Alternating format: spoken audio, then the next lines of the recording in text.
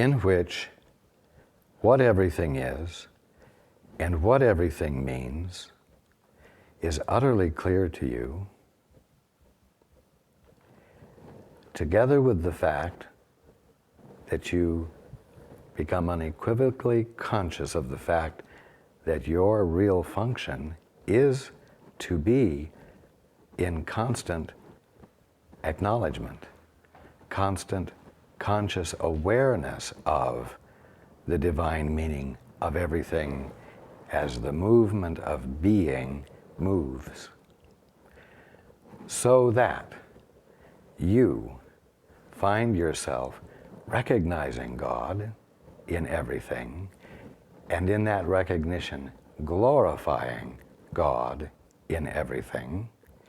And because you are making that gift of recognition, you are infilled by God with the conscious experience and joy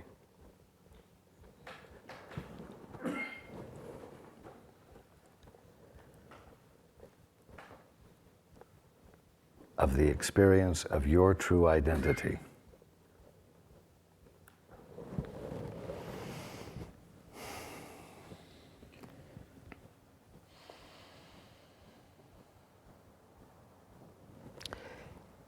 Continuing. Healing is not creating, it is reparation. The Holy Spirit promotes healing by looking beyond it to what the children of God were before healing was needed, and will be when they have been healed.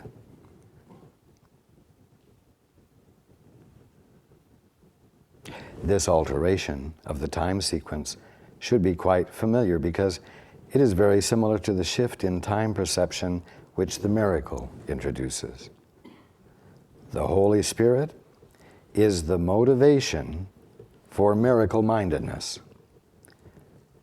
I've mentioned before that your divinity is constantly pressuring against the walls you have built, against your conscious experience of it. It's constantly nudging, constantly insinuating a larger picture into your awareness. And you call it, when you don't block it, inspiration, inventiveness, creativity. Again, the Holy Spirit is the motivation for miracle-mindedness, the will to heal the separation by letting it go, abandoning it. This will is in you because God placed it in your mind. And although you can keep it asleep, you cannot obliterate it. So you see, we're still talking about rehabilitation. The uncovering of capacities that already exist, which seem to have been lost through lack of use. Continuing, God Himself keeps this will alive by transmitting it from His mind to yours as long as there is time. Which doesn't mean you're going to run out of time for this to be done, but as long as you are insisting on looking at eternity through a lens called time, this will be kept alive in you until you're willing to re-embrace it. God Himself keeps this will alive by transmitting it from His mind to yours as long as there is time. It is partly His and partly yours. The miracle itself is just this fusion or union of will between Father and Son. See? The miracle itself is just this.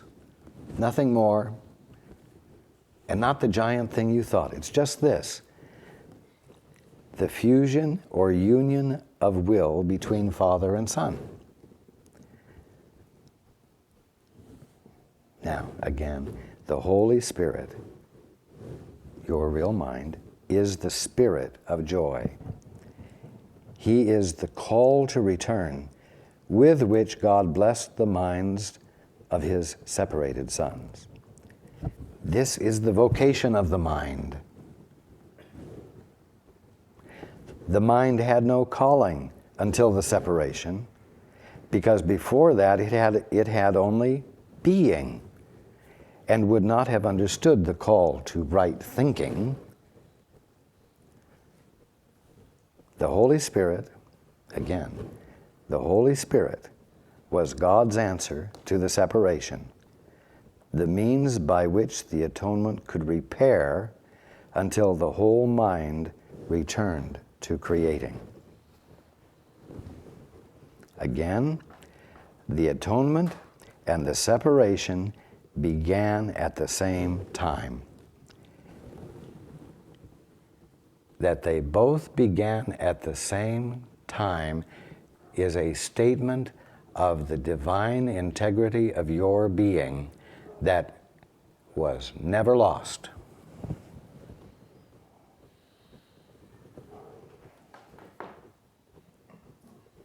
When man made the ego, God placed in him the call to joy. This call is so strong that the ego always dissolves at its sound. That is why you can choose to listen to two voices within you. One you made yourself, and that one is not of God. But the other is given you by God, who asks you only to listen to it. Well now, if God is asking you to listen to what is at the bottom line, your real mind, it's an invitation to utterly simple sanity, isn't it? Nothing complicated.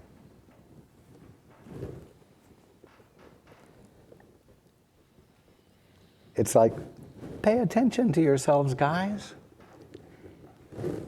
That's all. That's all waking up is about. Stop paying attention to your imaginations. Pay attention to yourself. Continuing. The Holy Spirit is in you in a very literal sense. Why? Because it is you. It couldn't be more in you than to be you yourself. His is the voice that calls you back to where you were before and will be again. And I will add, where you are right now, but you're unconscious of it because you're having so damn much fun thinking for yourselves and suffering from your thinking and taking the challenge of overcoming the suffering that you're experiencing from your thinking, instead of saying, there must be another way to look at this. Even if it requires me to completely abandon everything I have built confidences in, I'm willing to look again.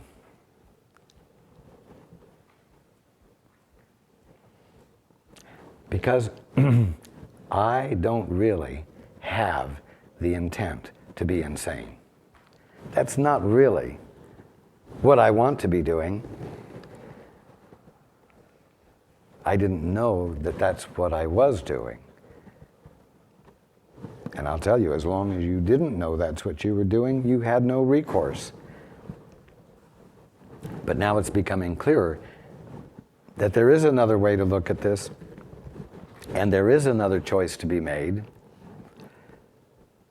and it's the choice for healing or wholeness. It's the choice for integration. It's the choice for unity.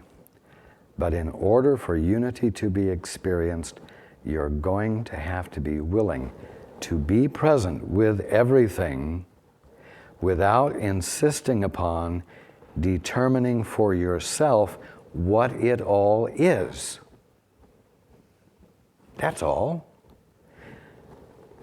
And what that means is that you're called upon to be present with all that is, with curiosity and a willingness to discover what you never knew about it before.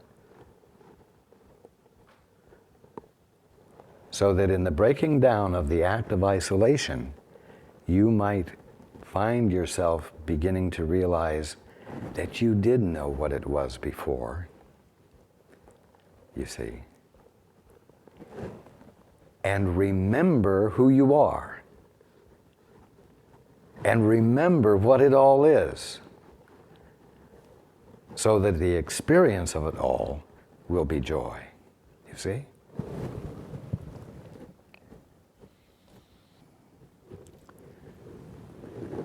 Are you enjoying A Course in Miracles? Yeah.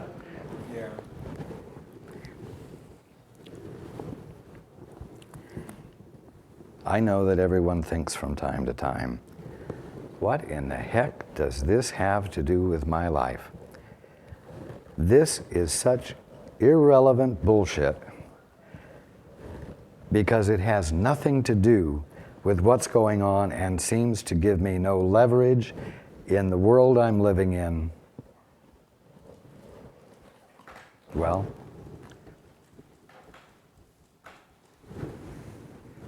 A Course in Miracles came forth from the Holy Spirit. It expresses a different set of rules. A set of rules different from the rules that you have all developed in the process of forming your mutually agreed upon definitions.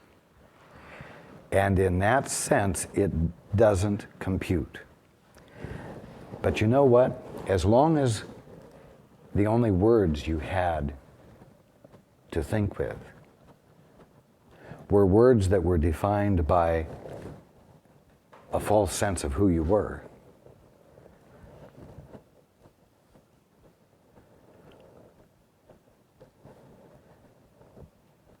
you didn't have any other option. And so I ask you to please forbear the difficulty you're experiencing and hang in here, because what the Course is doing is giving you a new way to use the words you've been using that don't lock you into the mutually agreed upon definitions, but inspire in you a capacity to become curious and to explore the unknown, because there's a payoff for you, but mostly because it's wrong for you to feel trapped in the status quo when you're the sons and daughters of God. And you need to feel the right to reach for something you're not conscious of at the moment. You need to be inspired to explore and to let new things happen, so that you break the habit of rigidity.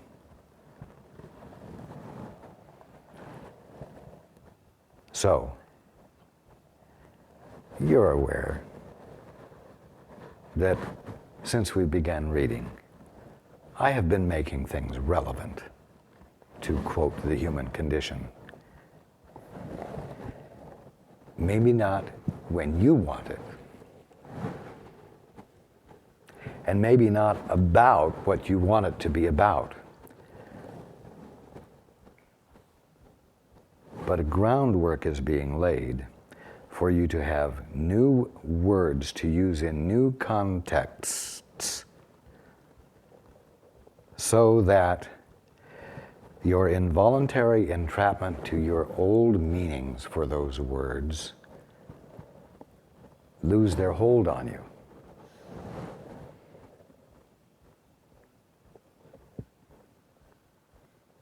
These words are not here to put you in a new context of words to be trapped by, but to inspire you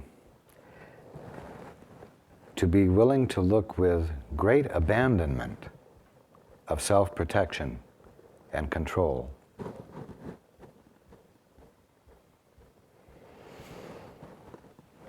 So that the walls of your prison that you built become weaker and weaker and weaker until they crumble and the view becomes available to you of how things really are. So be patient.